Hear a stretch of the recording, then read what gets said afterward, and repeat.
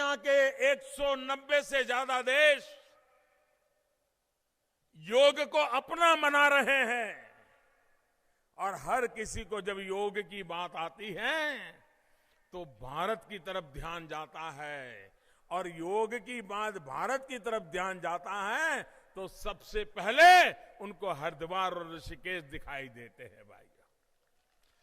पूरी दुनिया में योग के लिए लोगों को आकर्षित करने की ताकत ये उत्तराखंड के हर चोटी पर है, हर पहाड़ी पर है भाइयों, हर गांव में वो सामर्थ्य है। हम योग का ऐसा नेटवर्क बना सकते हैं, विश्व में जिसको योग सीखना हो वो उत्तराखंड के छोटे छोटे गांवों में जाकर के भी, प्राकृतिक वातावरण में रह करके भी गांव के अच्छे अच्छे शिक्षकों के द्वारा योग सीख सकता है भाइयों। और पूरा विश्व योग एक बड़ा टूरिज्म के लिए उत्तराखंड का अवसर है। योग टूरिज्म को बढ़ावा देना है भाइयों बहनों। आज हिंदुस्तान का नौजवान टीवी देखता है, दुनिया भर की चैनल देखता है, उसको भी लगता है कुछ एडवेंचर, कुछ साहस करें। उत्तराखंड के पहाड़ों से बड़ा, यहां के गंगा के धोध से बड़ा एडवेंचर टूरिज्म के लिए कोई जगह नहीं हो सकती है। पूरे हिंदुस्तान के और दुनिया के नौजवानों को साहसिक टूरिज्म के लिए, एडवेंचर टूरिज्म के लिए हम यहां निमंत्रित कर सकते हैं, हेल्थ टूरिज्म के लिए निमंत्रित कर सकते हैं, रिक्रिएशन एंटरटेनमेंट टूरिज्म के लिए आकर्षित कर सकते हैं। पूरा बॉलीवुड, ये बॉलीवुड फिल्मों के शूटिंग के लिए उसको बाहर क्यों ना जाना पड़ रहा है भाई? क्या हमारे उत्तराखंड में वो सौंदर्य नहीं है जहां फिल्में बन सकती है? यहां के नौजवानों को रोजगार नहीं मिल सकता है? लेकिन उसके लिए एक दृष्टि चाहिए, विजन चाहिए। पूरे बॉलीवुड को ये उत्तराखंड की गलियों में शूटिंग के लिए लाने के लिए हम प्रेरित कर सकते हैं, व्यवस्थाएं विकसित कर सकते हैं भाइयों। और इसलिए भाइयों बहनों, प्रवासन,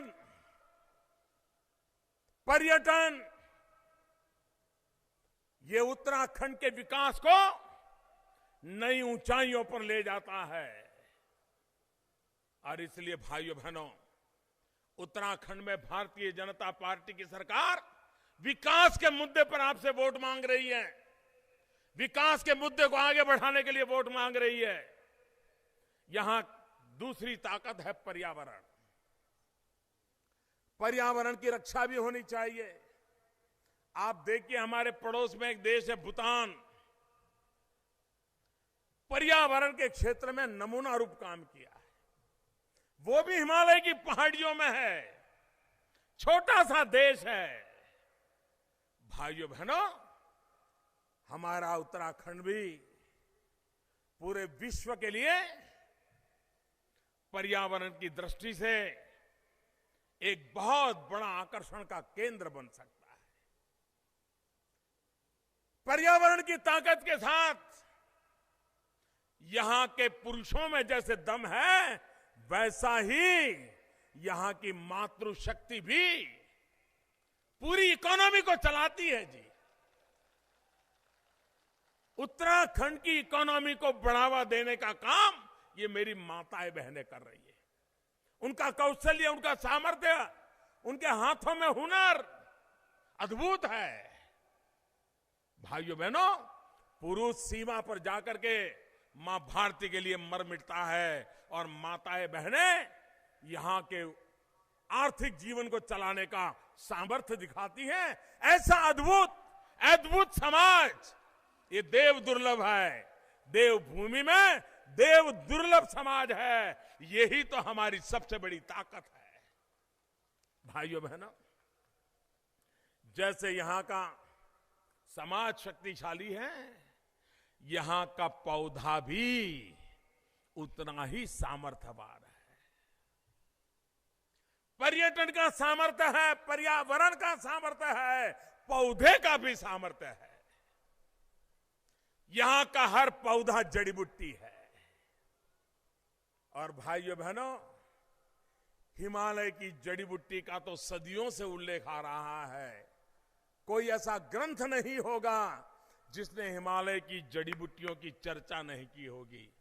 भाइयों बहनों, आज पूरा विश्व होलिस्टिक हेल्थ केयर की ओर आगे बढ़ रहा है। आज पूरा विश्व प्राकृतिक उपचार की ओर आगे बढ़ रहा है।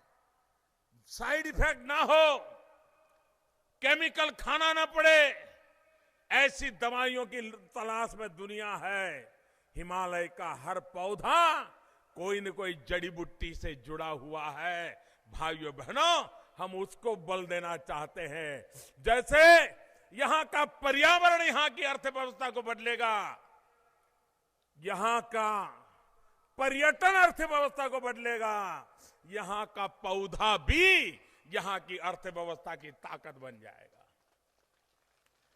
जैसे यहां का पर्यटन, यहां का पर्यावरण, यहां का पौधा, वैसे ही यहां का पानी भी पानीदार है। यहां के पानी में भी पानी है, दम है। हम पंचेश्वर का प्रोजेक्ट के लिए नेपाल के साथ काम आगे बढ़ा रहे हैं। पंचेश्वर के साथ जब काम पूरा होगा 34,000 करोड़ रुपए लगेंगे। इस तरफ के लोगों को रोजगार मिलने की पूरी संभावना है और ऐसी बिजली तैयार होगी जो बिजली न सिर्फ उत्तराखंड को, हिंदुस्तान के बहुत बड़े हिस्से का अंधेरा दूर करने की ताकत रखती है। भाई, यहां के पानी में ऊर्जा है, यहां की पानी में सामर्थ्य है, पर्यटन में दम है, पर्यावरण में दम है, पौधे में दम है, यहां के पानी में भी दम है। और इसलिए भाइयों बहनों, इन ताकतों को जोड़ दें तो कोई मुझे बताएं, उत्तराखंड से पलायन रुकेगा कि नहीं रुकेगा? पलायन रुकेगा कि नहीं? ये 4 प इतने ताकतवर है कि यहां से कभी पलायन नहीं हो सकता है। और इसलिए भाइयों बहनों, हम एक निश्चित विजन के साथ उत्तराखंड का भाग्य बदलने के लिए काम कर रहे हैं। और इसलिए मैं आज आपके पास आया हूं, विकास के लिए वोट मांगने के लिए आया हूं, यहां के नौजवानों का जीवन सुनिश्चित करने के लिए आपके पास आया हूं। भाइयों बहनों, अभी हमारे खंडूरी जी 1 रैंक 1 पेंशन की बात कर रहे थे।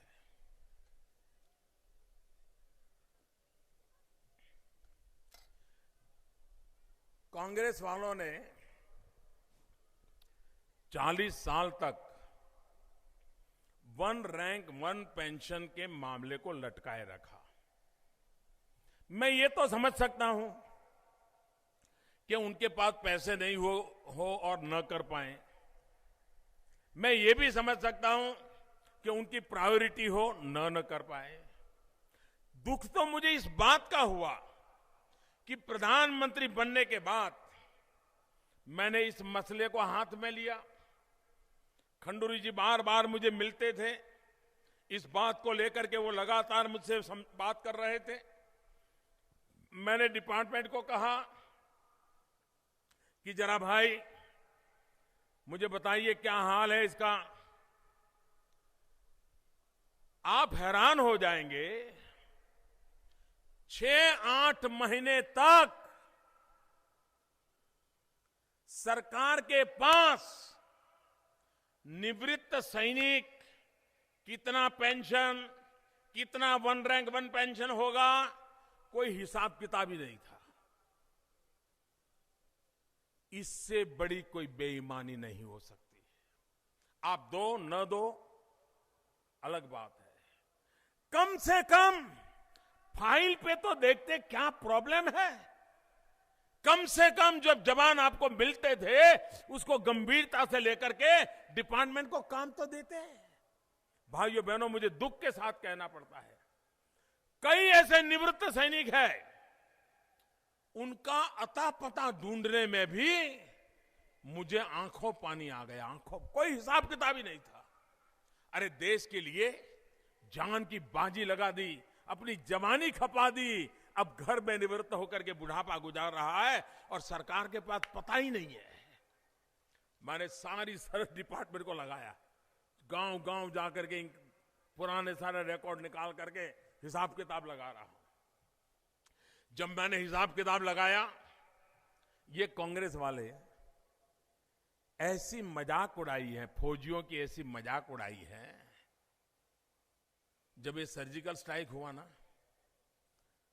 तो आपने देखा होगा नेता सब मैदान में आ गए सुबह सुबह ही। पाकिस्तान बोले उसके पहले हमारे लोगों ने बोलना चालू कर दिया, मोदी जी सर्जिकल स्ट्राइक का सबूत दो, सबूत। क्या हमारे देश के फौजियों के पराक्रम का सबूत मांगना पड़ता है क्या? ये फौजियों का अपमान है कि नहीं है? फौजियों का अपमान है कि नहीं भाइयों, जरा बताइए, ये फौजियों का अपमान है कि नहीं है? और इसलिए भाइयों बहनों, उन्होंने वन रैंक वन पेंशन में भी फौज को मजाक का विषय बना दिया था। ये उनके जहन में है जी, इसी के कारण ये दुर्दशा हुई है। आपको हैरानी होगी, अगर आपके बच्चा भी घर में अगर कहीं जाना चाहता है, सिनेमा देखने जाता है या कोई खिलौना खरीदने जाना है उसको, उस बच्चे को भी मालूम है कि ये 20 रुपए में मिलता है। खाना खाने कहीं बाहर जाना है, उसे मालूम है मानो 25 रुपए में मिलता है। और माँ बाप उसको अगर 2 रुपया 5 रुपया पकड़ा देंगे तो माँ बाप के प्रति उसका भाव क्या जगेगा? उसके मन में मजाक आएगी नहीं, क्या मेरे मम्मी पापा है, उनको मालूम है खिलौना 20 रुपए में मिलता है, मुझे 2 रुपये दे रहे हैं। भाइयों बहनों, ये फौजियों के साथ इन्होंने ऐसा ही व्यवहार किया।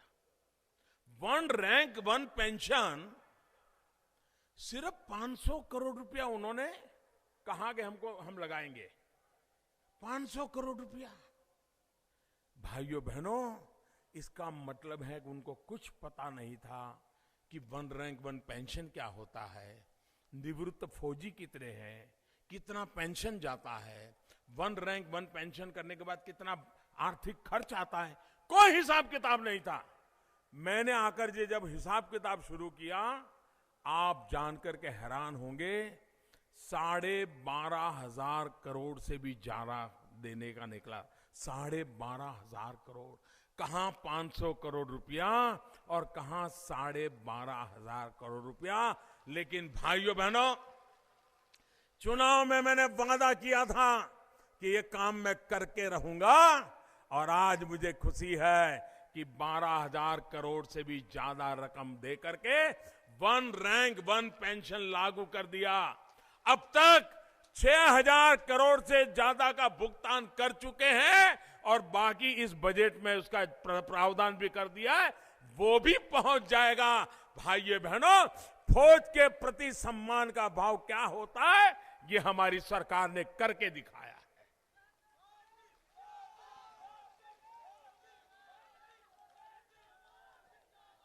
भाइयों बहनों, हमने सर्जिकल स्ट्राइक किया, देश के सेना के जवान कब तक मार झेलते रहेंगे, कब तक दुश्मनों का वार झेलते रहेंगे? भाइयों बहनों, वक्त बदल चुका है, दिल्ली में सरकार बदल चुकी है।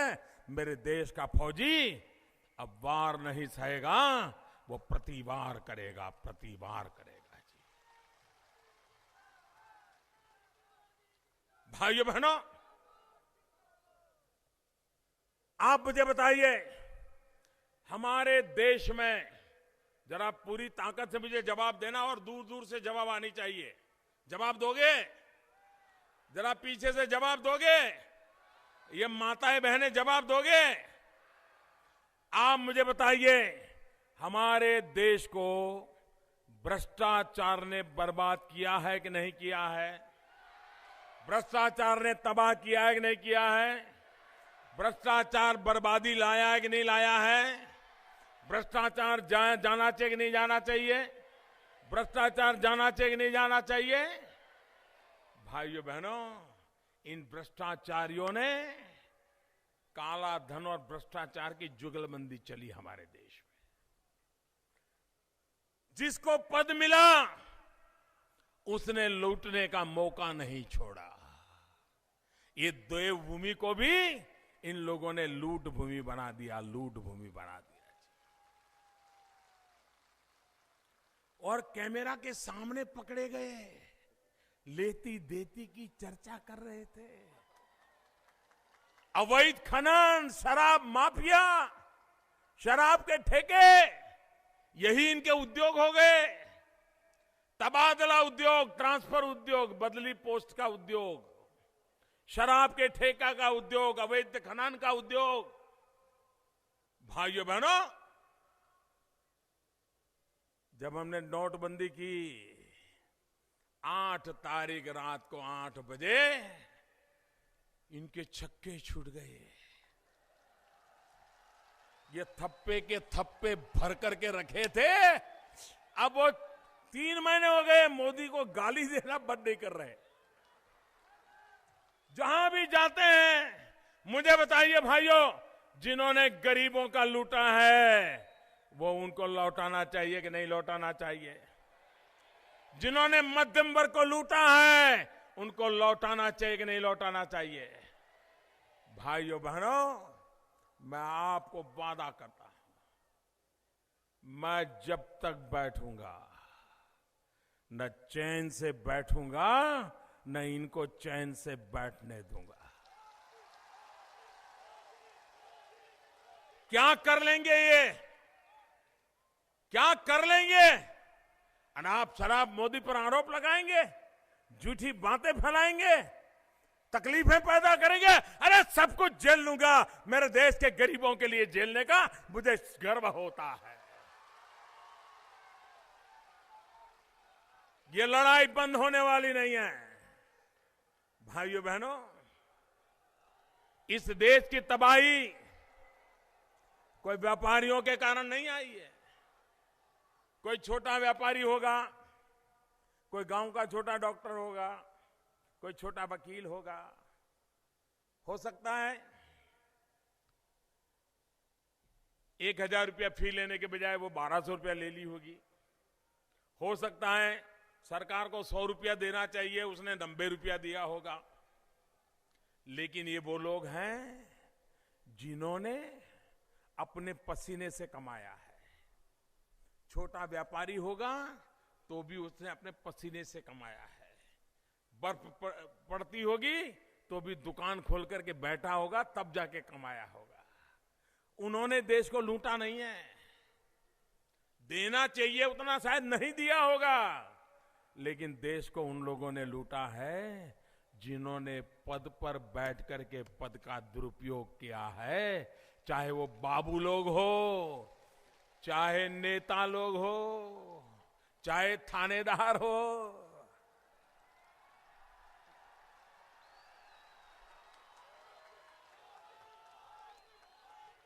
भाइयों बहनों, पद पर बैठ करके जिन्होंने लूटा है उनकी लूट की पाई पाई देश के चरणों में लाके रखनी है। इसलिए लड़ाई चली है।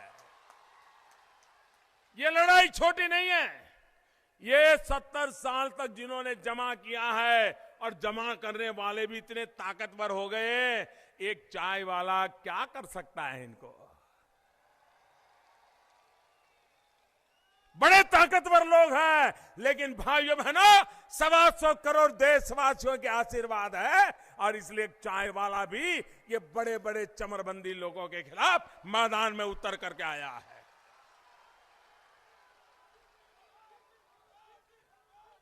भाइयों बहनों, ये मेरे लिए राजनीतिक कार्यक्रम नहीं है। राजनीति करने के लिए मैंने नोटबंदी नहीं की है। मैं गरीबी में पैदा हुआ हूं, गरीबी में पला हूं, मैंने गरीबी को जिया है, और इसलिए गरीबों के लिए ये जंग कर रहा हूं। भाइयों, इसलिए गरीबों के लिए जंग कर रहा हूं। मुझे आपके आशीर्वाद चाहिए, पूरी ताकत से मुझे आपके आशीर्वाद चाहिए। भाइयों बहनों, इस देश को भ्रष्टाचार और काले धन से मुक्त कराने की लड़ाई में देश को सफल होना है, और इस बीमारी से मुक्त होना है। भाइयों बहनों, विकास की नई ऊंचाइयों पर देश को ले जाना है। मेरी माताएं बहनें यहां बैठी हैं।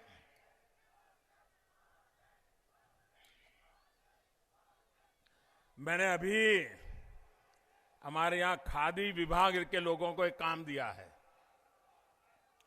सोलर एनर्जी से चलने वाला चरखा, सूर्य शक्ति से चलने वाला चरखा। जो माताएं बहनें पहाड़ों में तो यही काम ज्यादा करते हैं, उनको जिस दिन ये चरखा मैं पहुंचा पाऊंगा, अगर वो आज एक दिन में 200 रुपया कमाती है तो वो 500 रुपया कमाना शुरू कर देगी। कुछ स्थानों पर प्रयोग के रूप में काम चल रहा है। जैसे ही उसका परफेक्ट व्यवस्था हो जाएगी, उत्तराखंड के पहाड़ों में रहने वाली माताओं बहनों को उसका लाभ मिलने वाला है।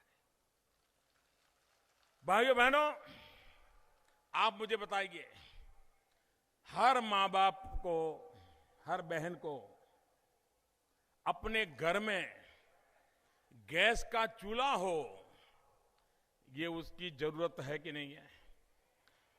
गैस का चूल्हा मिलना चाहिए नहीं मिलना चाहिए? गैस का सिलेंडर मिलना चाहिए नहीं मिलना चाहिए? पहले मिलता था क्या? एमपी को, पार्लियामेंट के मेंबर को 25 कूपन मिलती थी और उसको कहते थे कि आपके इलाके के 25 लोगों को आप गैस का कनेक्शन दिलवा सकते हो, मुफ्त में नहीं, दिलवा सकते हो। और लोग नेताओं के पीछे पीछे दौड़ते थे कि जरा मुझे गैस का कनेक्शन दे दो ना, और वो नेताजी कहते नहीं, अगली साल के कोटा में देखेंगे। ये हाल था। भाइयों बहनों, मैंने आकर के निर्णय किया कि मेरे देश के 5 करोड़ परिवार जो गरीबी की रेखा के नीचे जीते हैं, जंगलों से लकड़ी काट कर करके लाते हैं, लकड़ी का चूल्हा जला करके खाना पकाते हैं, और एक मां जब लकड़ी का चूल्हा जला करके खाना पकाती है, एक दिन में उसके शरीर में 400 सिगारेट का धुआं उसके शरीर में जाता है। 400 सिगारेट का। आप मुझे बताइए, इन माताओं के शरीर में अगर रोजाना 400 सिगरेट का धुआं जाएगा तो उस मां की तबीयत का हाल क्या होगा? उसके घर में जो बच्चे पैदा होंगे उनकी तबीयत का क्या होगा? जो नन्हे नन्हे बच्चे घर में खेलते हैं, चूल्हा जलता है, धुआं निकलता है, उन बच्चों की तबीयत का क्या होता होगा? कहिए मुझे भाइयों बहनों, इन माताओं को, बहनों को इस कष्ट से मुक्ति मिलनी चाहिए कि नहीं मिलनी चाहिए? पूरी ताकत से बताइए, मिलनी चाहिए कि नहीं मिलनी चाहिए? गरीब माताओं को मदद मिलनी चाहिए कि नहीं मिलनी चाहिए? क्या इसमें भी राजनीति होनी चाहिए क्या? भाइयों बहनों, आपने मुझे प्रधानमंत्री बनाया और मैंने कहा था मेरी सरकार गरीबों को समर्पित है, गरीबों को, और इसलिए हमने निर्णय किया है 5 करोड़ गरीब परिवार जिनके पास आज गैस का चूल्हा नहीं है, गैस का कनेक्शन नहीं है, 3 साल के भीतर भीतर उनको गैस का चूल्हा, गैस का कनेक्शन दे दिया जाएगा। और मुझे खुशी है, अब तक ये बातें नहीं, वादे नहीं, ये 4-5 महीने से काम शुरू किया है। अब तक 1 करोड़ 80 लाख घरों में चूल्हा पहुंच गया, गैस का कनेक्शन आ गया और लकड़ी का चूल्हा बंद भी हो गया। भाइयों बहनों, जंगलों को बचाना है, पर्यावरण को बचाना है तो उत्तराखंड के हर घर में गैस का चूल्हा पहुंचना चाहिए। ये काम हम करके दिखाएंगे, ये मैं आपको वादा करता हूं। भाइयों बहनों, ये उत्तराखंड हरदा टैक्स, मैं तो हैरान हूं, न दिल्ली सरकार का ऐसा कोई टैक्स है, न हिंदुस्तान में कोई सरकार का ऐसा टैक्स है। लेकिन उत्तराखंड एक ऐसा है कि जहां हरदा टैक्स लग रहा है। अरे मां गंगा की धरती है, ये ऋषि मुनियों की धरती है। कुछ तो शर्म करो, कुछ तो शर्म करो। भाइयों बहनों, एक लूट चली है, लूट। इससे उत्तराखंड को बचाना है और इसलिए मैं आपसे आग्रह करने आया हूं, ऐसा बहुमत दीजिए, ऐसा बहुमत दीजिए ताकि कांग्रेस को पता चले और किसी भी राजनेता को भविष्य में ये गलत काम करने की हिम्मत ना हो। आप बिल्कुल साफ कर दीजिए कांग्रेस को, इसके बाद साफ कर दीजिए इनको, तब जाकर के भाइयों बहनों, और मैं आपको वादा करता हूं उत्तराखंड को 5 साल के भीतर भीतर नई ऊंचाइयों पर ले जाऊंगा। भाइयों बहनों, हमारे परिवार में हम इस बात को बराबर समझते हैं कि घर में जब बालक 16 साल का होता है तब तक तो माँ बाप कहते हैं अच्छा ठीक है, चलो खेलो, मौज करो, दौड़ो कूदो, ये करो वो करो। लेकिन जब 16 साल का हो जाता है ना, बेटा हो या बेटी, माँ और बाप बारीकाई से उसको देखते रहते हैं। क्या पढ़ रहा है, कहाँ जा रहा है, किससे मिल रहा है, किससे बात कर रहा है, जल्दी आया कि नहीं आया, ठीक से खाता है कि नहीं खाता है, उसका शरीर अब 16 साल का हुआ, जैसा बनना चाहिए वैसा बन रहा है कि नहीं बन रहा है। हर चीज माँ बाप देखते हैं कि नहीं देखते हैं, देखते हैं कि नहीं देखते हैं। बेटा या बेटी 16 साल के हो जाते हैं तो आपका विशेष ध्यान जाता है कि नहीं जाता है, जाता है ना। खास परवरिश करनी पड़ती है कि नहीं करनी पड़ती। हर माँ बाप को पता है कि बच्चा और बच्ची 16 से 21 साल में अगर ठीक से उसकी परवरिश हो गई तो फिर कभी जिंदगी में पीछे देखना नहीं पड़ता है भाइयों, फिर कभी देखना नहीं पड़ता है। ये मेरा उत्तराखंड भी अब 16 साल का हो गया है, मेरा उत्तराखंड भी 16 साल का हो गया है। ये 16 से 21 साल, ये 5 साल विशेष परवरिश की जरूरत है उत्तराखंड को। और भाइयों बहनों, उत्तराखंड की परवरिश का दायित्व लेने के लिए मैं आया हूं आपके पास। ये 16 से 21 की उम्र उत्तराखंड के जीवन की बड़ी महत्वपूर्ण उम्र है। इस 5 साल में उत्तराखंड जिस करवट बैठेगा, उत्तराखंड की आने वाले 100 साल तक की नींव इस 5 साल में लगने वाली है। और इसलिए भाइयों बहनों, कोई गलती नहीं होनी चाहिए। अच्छे से अच्छी परवरिश हो, हमारा उत्तराखंड ऐसी नई ताकत को प्राप्त करे कि 100 साल तक कभी किसी को उत्तराखंड की मदद करने की जरूरत न पड़ जाए। ऐसा उत्तराखंड ताकतवर बनाना है। इसलिए आप भारतीय जनता पार्टी को वोट दीजिए। 15 तारीख को भारी मतदान कीजिए, पुराने सारे रिकॉर्ड तोड़ दीजिए। हर पोलिंग बूथ वाला तय करे कि पिछली बार अगर पोलिंग बूथ में 600 वोट पड़े थे तो इस बार 700 वोट से कम नहीं होंगे। पिछली बार 700 वोट पड़े थे तो इस बार 800 वोट से कम नहीं पड़ेंगे।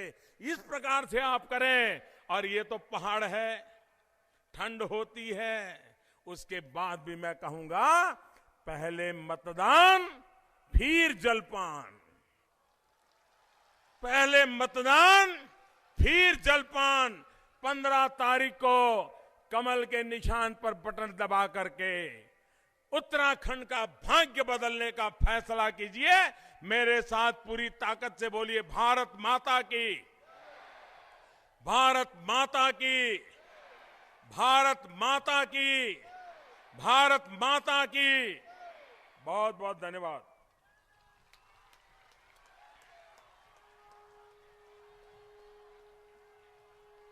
जोरदार तालियों से तुम अपने देश के प्रधानमंत्री मोदी का